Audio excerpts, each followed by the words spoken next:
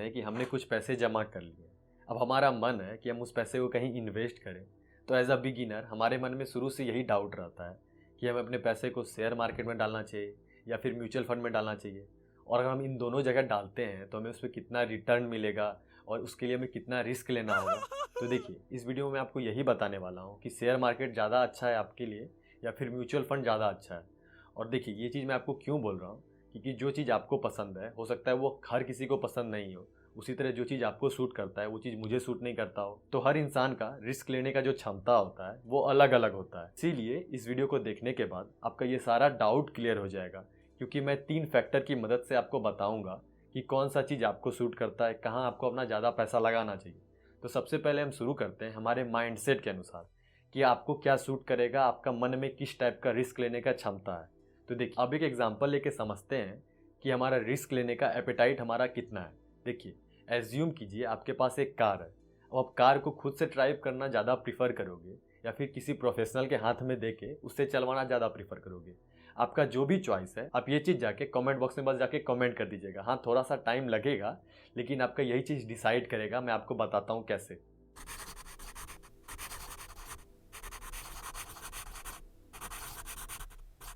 तो अब आपने जो भी ऑप्शन सेलेक्ट किया उसके अनुसार समझते हैं कि आपका रिस्क एपेटाइट स्कोर कितना होता है। देखिए, अगर आपने पहला ऑप्शन सेलेक्ट किया कि आप कार खुद से चलाओगे, इसका मतलब है आप कार को किसी और के हाथ में देना नहीं चाहते हो। इनडायरेक्टली मैं बोल रहा हूँ, इसका मतलब है कि आप अपने पैसे को किसी और के हाथ में देना नहीं चाहते हो। आप चाहते हो कि मैं पैसे को खुद से ग्रो करूँ, मैं किसी के ऊपर डिपेंडेंट नहीं रहूँ। तो इसका मतलब है आपने स्टॉक्स वाले ऑप्शन को चूज़ किया है इनडायरेक्टली।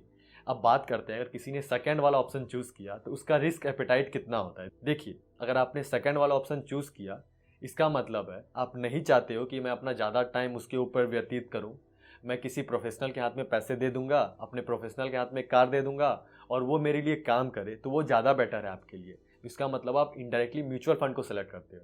ये तो था हमारा मेंटली कि हम किस टाइप का सोचते हैं। अब आगे हम कुछ डाटा वगैरह कंपेयर करके देखेंगे, लेकिन उससे पहले ना कुछ बेसिक चीज़ है उसे भी समझ लेते हैं कि शेयर्स का एक्चुअल मतलब होता क्या है, कि अगर कोई कंपनी शेयर इशू करती है तो कंपनी को क्या फ़ायदा होगा, और अगर हम शेयर बाय करेंगे तो हमें क्या फ़ायदा होगा, और म्यूचुअल फंड में भी यही चीज़ क्या क्या होता है ये भी समझेंगे।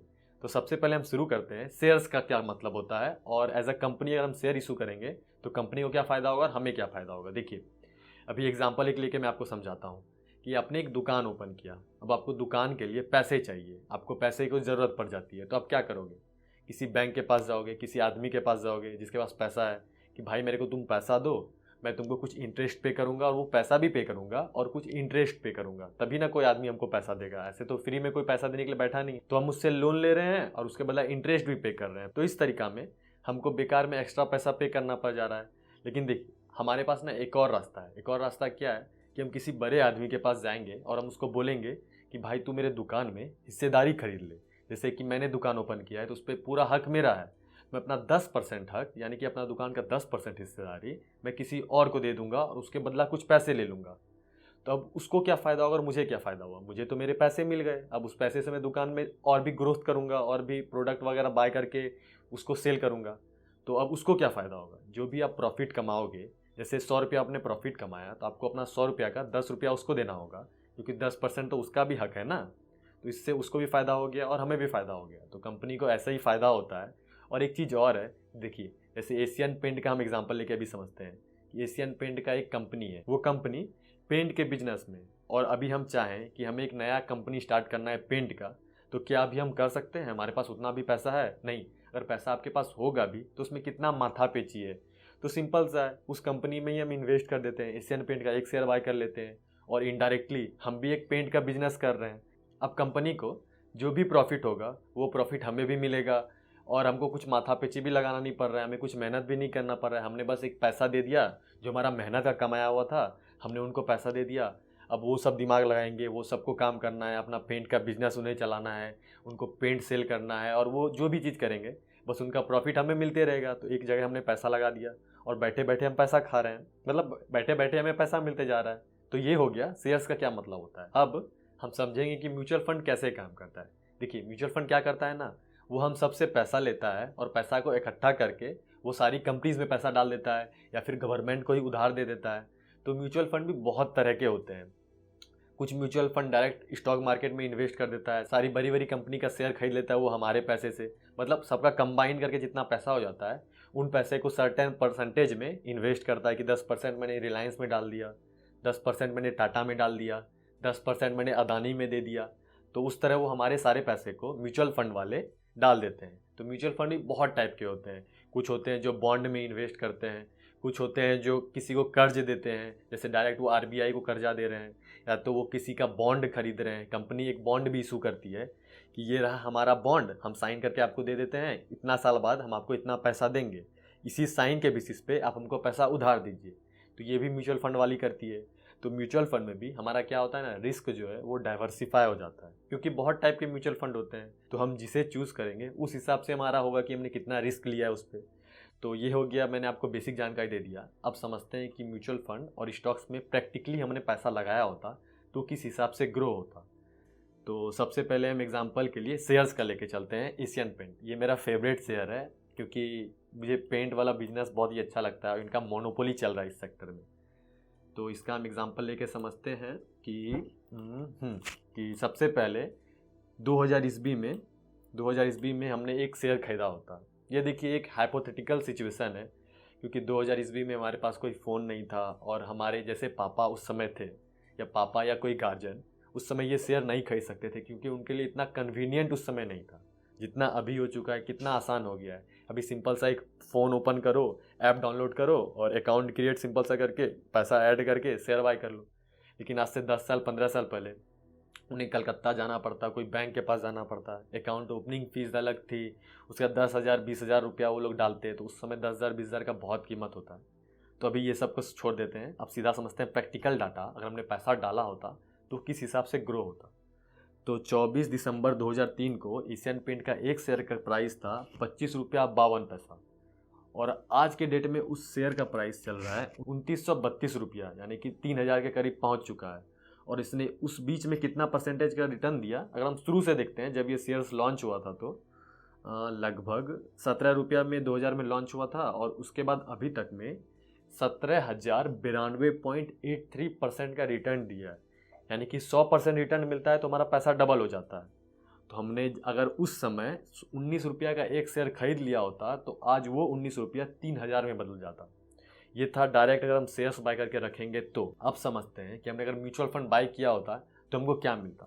मैं बस आपको ये समझा रहा हूँ। ये देखिए, अब मैं आपको कुछ म्यूचुअल फंड का डाटा कंपेयर करके दिखाऊंगा, ताकि आपका जो भी डाउट है ना वो सारा कुछ क्लियर हो जाए। और थोड़ा आवाज़ को इग्नोर कीजिएगा, क्योंकि आवाज़ थोड़ा फंस रहा होगा, क्योंकि मुझे सर्दी हो गई है। तो पराग पालिक फ्लेक्सी कैप फंड खोल लेते हैं। ये मेरा फेवरेट म्यूचुअल फंड है। तो इसमें हम देखेंगे कि 5 साल में इसने कितना रिटर्न दिया है, और हम एक शेयर को चूज़ कर लेंगे, उसने कितना % रिटर्न दिया है ये भी देख लेंगे। तो इसका 5 साल पे हम चेंज कर लेते हैं इस म्यूचुअल फंड को।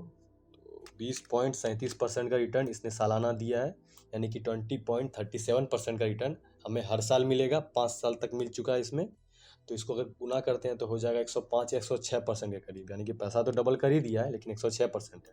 वहीं बात करें एशियन पेंट की, तो एशियन पेंट ने 175.61% का रिटर्न दिया है, यानी कि ऑलमोस्ट डबल से 25% कम है। तो यहाँ पे तो आपको लग रहा हो कि एशियन पेंट क्लियरली विनर है, लेकिन ऐसा नहीं है।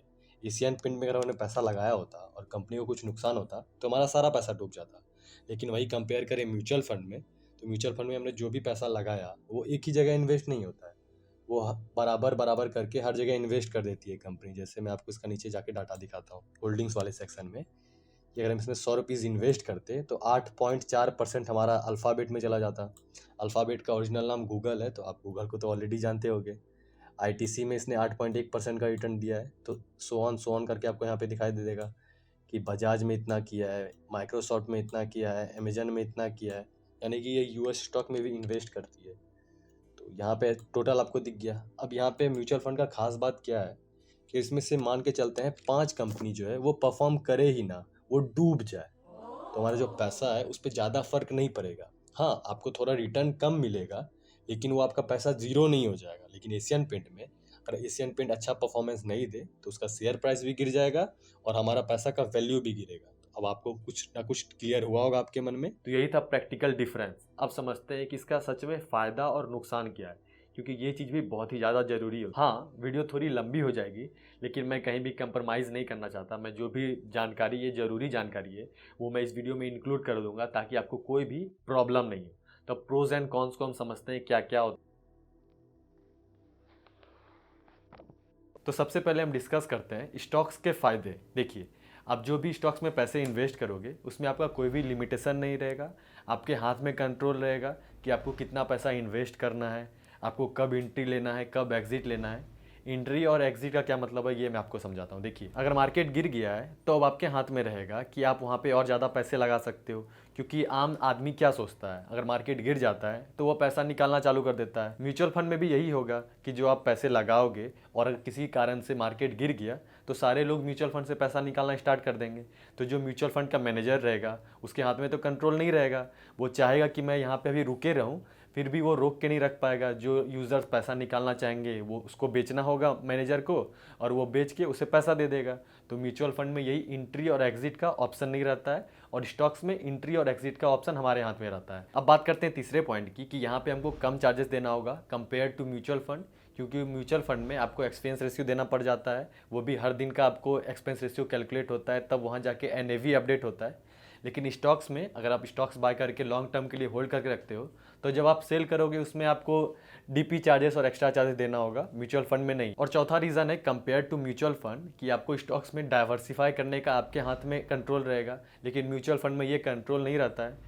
म्यूचुअल फंड के जो मैनेजर होते हैं उनके हाथ में कंट्रोल रहता है कि वो कितना चूज़ करें, क्योंकि उन पे सेबी भी निगरानी दे के रखी हुई रहती है। सेबी का भी गाइडलाइन है कि आप इतना ही स्टॉक्स बाय करके रख सकते हो, आप कोई लो बजट वाला स्टॉक नहीं खरीद सकते। आप रिलायंस में इन्वेस्ट कर सकते हो, इन्फोसिस में इन्वेस्ट कर सकते हो, और यहाँ पे अगर वो पैसा इन्वेस्ट करते भी हैं और कंपनी डूब जाती है तो कोई उन पे सवाल नहीं करेगा। लेकिन यही चीज़ वो छोटी कंपनी के साथ नहीं कर सकते कि अब वो जेपी पावर को चूज़ नहीं करेंगे, रिलायंस को चूज़ करेंगे तो उन पर कोई सवाल नहीं करेगा। लेकिन वो जेपी पावर को अगर चूज़ कर लिए और कंपनी डूब गई तो उनको अपना हो सकता है जॉब से भी हाथ धोना पड़ जाए। तो ये म्यूचुअल फंड के जो मैनेजर होते हैं उनको ये सब चीज़ों का ध्यान रखना पड़ता है। तो ये हो गया स्टॉक्स का फ़ायदा। अब बात करते हैं स्टॉक्स खरीदने के बाद नुकसान क्या क्या होता है। देखिए, अब जब आप स्टॉक्स खरीदोगे तो आपको ज़्यादा टाइम देना होगा रिसर्च में, उसका फाइनेंशियल रिपोर्ट पढ़ने में, और आप हो सकता है कि आप ओवर स्पेंड करने लग जाओ, ओवर इन्वेस्ट करने लग जाओ किसी अननोन कंपनी में जिसके बारे में आपको नॉलेज नहीं है।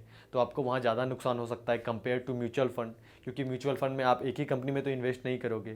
तो ये सब चीज़ आपका स्टॉक्स में आपको ध्यान रखना है। अब बात करते हैं म्यूचुअल फंड में क्या फ़ायदा है और क्या नुकसान।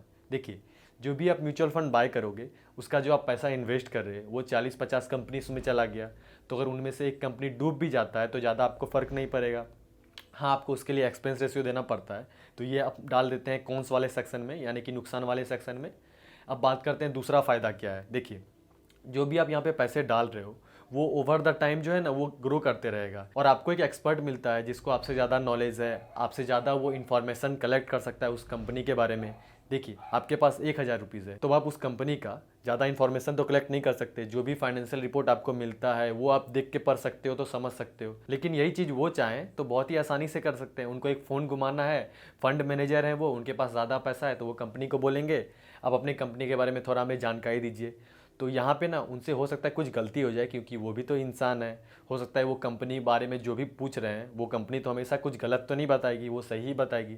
तो हो सकता है उनसे कभी फंड मैनेजर से गलती हो जाए, लेकिन ये ज़्यादातर कभी होता नहीं है, और ये आपको हमेशा सेबी के दायरे में भी रहना पड़ता है फंड मैनेजर को, तो वो आपके पैसे को अच्छे से ही ग्रो करेगी।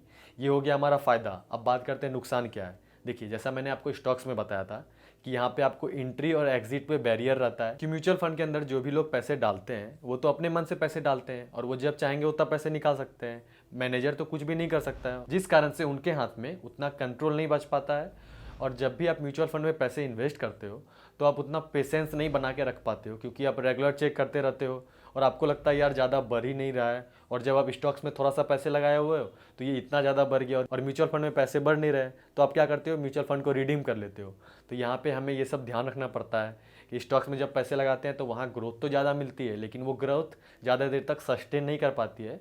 लेकिन म्यूचुअल फंड में वो जो ग्रोथ है वो ज़्यादा देर तक सस्टेन रहेगी, क्योंकि आपका जो पैसा लगा हुआ है वो एक कंपनी पे नहीं है, 50 कंपनी पे है, 40 कंपनी पे है, 40 बेस्ट कंपनी पे है, तो वहाँ आपका पैसा ज़्यादा सेफ रहेगा। अब आ गए हम वीडियो के लास्ट पार्ट में कि वीडियो का कंक्लूज़न क्या निकलता है। इतना जो मैंने आपको बताया इससे आपको क्या सीखने को मिलेगा, कि आपको कब इन्वेस्टिंग करनी चाहिए, कितना प्रोपोर्शन में इन्वेस्टिंग करनी चाहिए। देखिए, अगर आप अभी यंग हो, आपकी एज 20 साल, 22 साल, 23 साल हो रही है, आपके पास बहुत ही ज़्यादा टाइम हॉरिजन है, तो आप क्या कीजिए, स्टॉक्स में भी अपने पोर्टफोलियो का कुछ परसेंटेज डालिए, म्यूचुअल फंड में भी डालिए, और अपने रिस्क को दोनों जगह बांट दीजिए, ताकि आपको कहीं लॉस भी मिल जाए तो आपको यहाँ से उतना प्रॉफिट मिल जाएगा, तो आपका ये सब बराबर हो जाएगा।